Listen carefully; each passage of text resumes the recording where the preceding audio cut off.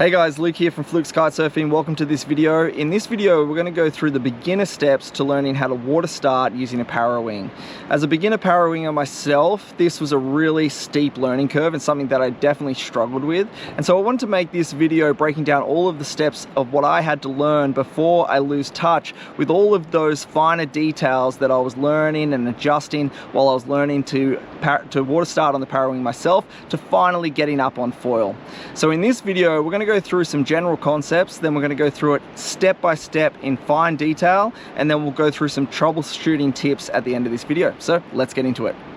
So first, let's start with the general concepts and the power delivery of the Parawing itself.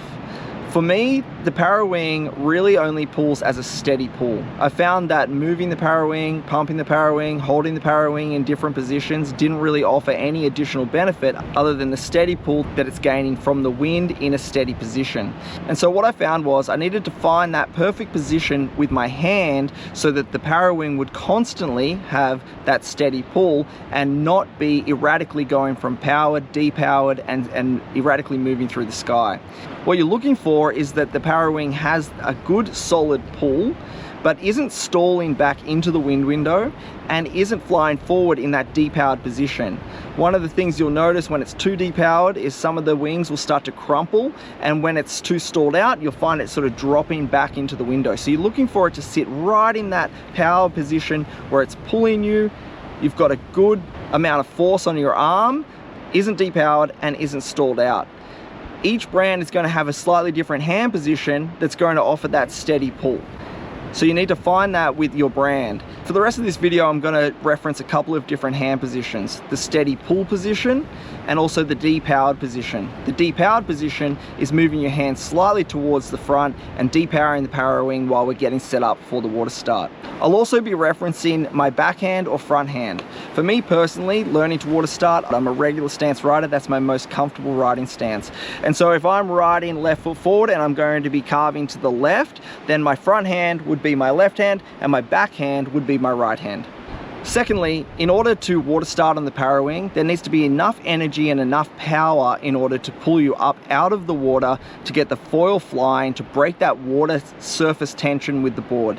That might sound really obvious, but the reason that I'm stating it is that there are 3 different ways that you can generate power, and depending on what power you have available depends on how you might do your water start. So the first and most important power delivery comes from the Parawing itself.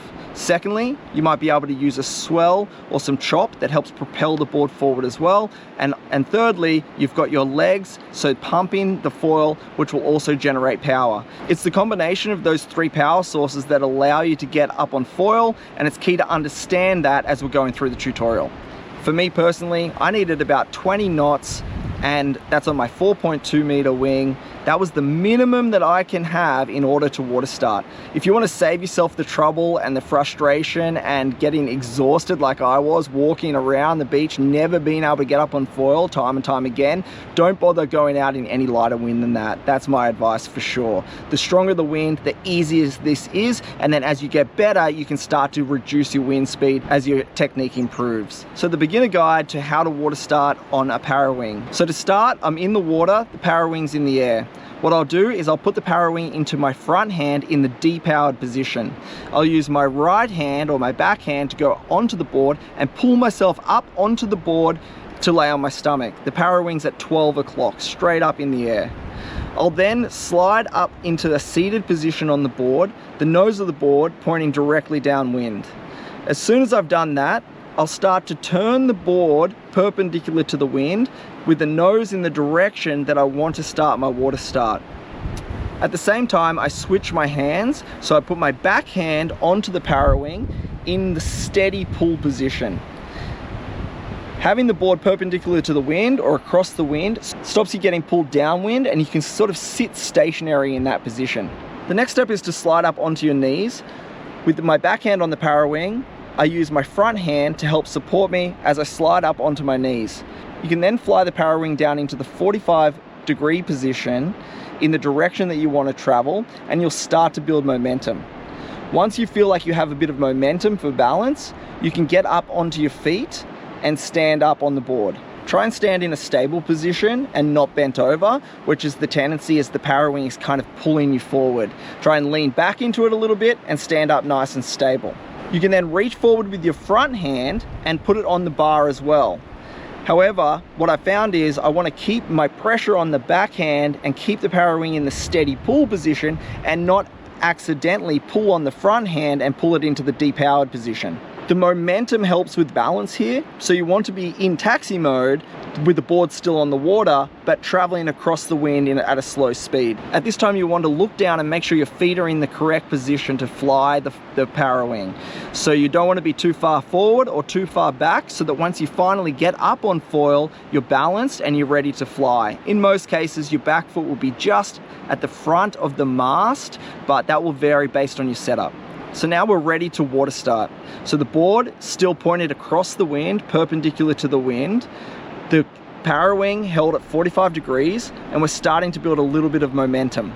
And it's at this stage we need to remember what we discussed about the power options for the water start. So depending on how much power you have in your Parawing, depending on how much swell there is, depending on how good you are at pumping, is going to depend on how you're going to approach this water start. But in general, as a combination of all three of those things, we're looking for a small chop or a swell that's going to help us build momentum.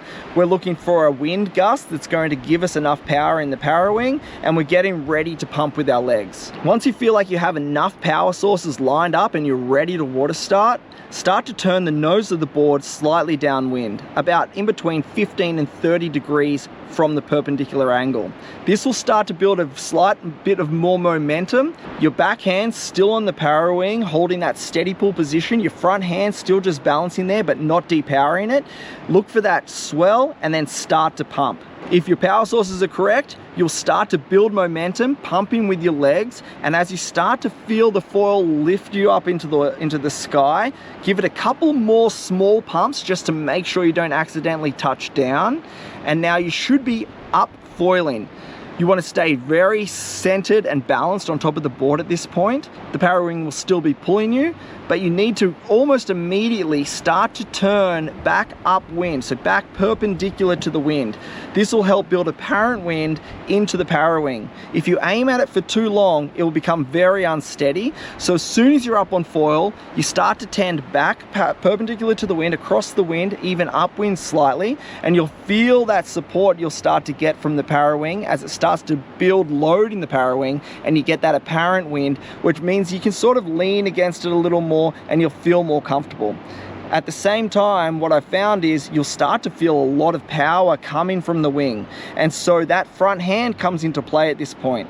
Start to toggle the front hand and depower the Parawing slightly as you try and tend upwind a little bit. That's going to allow you to turn upwind a little more, feel a bit more stable, and lean against the Parawing a bit more.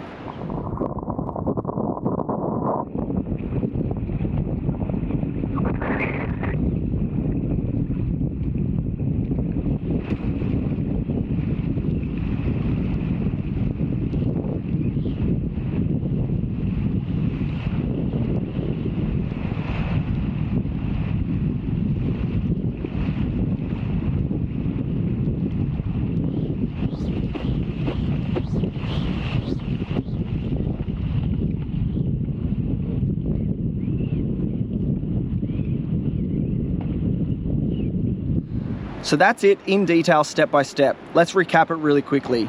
And from this time, we'll go from sitting on the board, the Parawing's in the water. If you're sitting on the board and the Parawing is in the water, I'll sit nose pointing downwind, I'll grab the leading edge of the Parawing, and I'll throw it up into the sky in front of me with my front hand on the bar in the depowered position. From this point, it's the same as before. I'll pivot the board into the cross the wind position, nose pointing in the direction I want to travel, switch my hand, so I've got my backhand on the Parawing in this steady pull position. I'll slide up onto my knees, start to build a little bit of momentum, use my front hand to help me stand up onto my feet, try and stand in a balanced position, still going across the wind. I'll reach forward with my front hand now, so both hands are on the bar. This helps with your body posture. Remember not to be leaning, not to be getting over pulled by the Parawing. Lean back a little bit, try and fix your body posture. Now you're waiting for a gust or a swell and you're getting ready to pump. Once those things are lined up, turn the nose of the board slightly downwind, about 15 to 30 degrees, and start pumping. The Parawing stays in that steady position with a steady pull from your back hand. That should generate enough power using your legs to get the foil up, board out of the water. As soon as that happens, start to tend slightly back upwind, depower a little bit with the Parawing, and you should be up and riding. Now, there's no question that my technique still needs a lot of improvement, and that's something that I'll continue to work on. But like I mentioned, I wanted to make this video while I still remembered all of those fine details that I had to overcome while I was learning to water start for myself.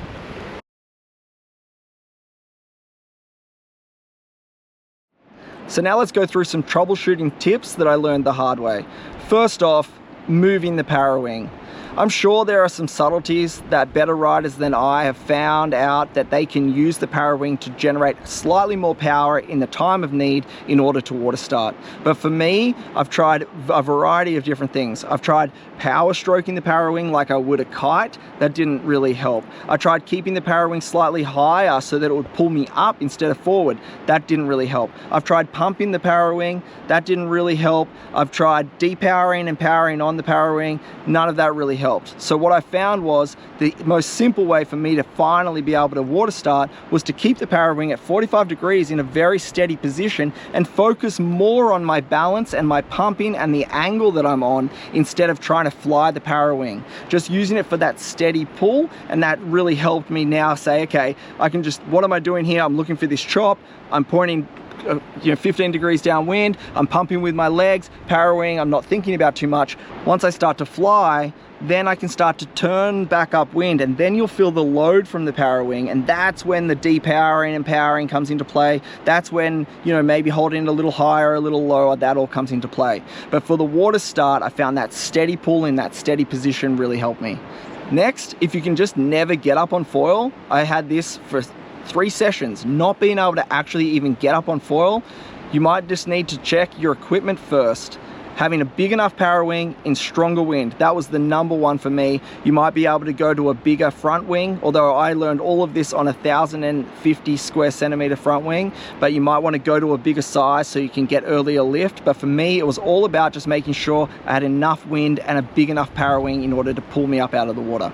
Now, if you can get up on foil and you're foiling along but you feel very unstable, there's a couple of simple things you can look for. First is that you're tending against the wind, going across the wind. That will build that apparent wing with the Parawing, and that will make it feel way more stable. You can kind of lean against it when you go across the wind. If you point it at it at all, you'll find it's very unstable. Power on, power off, power on, power off. So going across the wind really helps find that stability. Keeping your body in line with the foil itself is going to make you feel a lot more stable. Not getting pulled forward, leaning too far back. So keeping that same plane as the mast of the board is going to help with stability as well. And lastly, if you get up on foil and you feel way overpowered, that's normal. That's exactly how it felt for me. The amount of power that I needed in the Parawing in order to water start immediately when you're on foil felt like I was way overpowered. A huge amount of load would start in the Parawing. And so I actually checked that with some other guys down the beach. I said, this is how much power I need in my Parawing in order to even water start. And I handed it off to them and they said, yeah, that's exactly how it's meant to feel. So it's quite a lot of load in the Parawing in order to get that water start to go. Ways to reduce that is to put the second hand on the bar. I did a lot of flying with one hand on the bar, and I still do sometimes, but it feels very heavy that way. So having both hands on the bar and kind of pulling your hands in a little bit will reduce that power and that strain that happens. It can be exhausting if you're flying the Parawing always on one hand, and so having both hands on the bar really helps with that as well. Okay. That is it for this video. That's a step-by-step guide, a beginner's guide to finally water starting on a Parawing. I hope that was helpful, guys. We've got more videos like this coming, so thanks so much for watching. Luke here again with you from Flukes Kitesurfing, and I'll see you in the next one.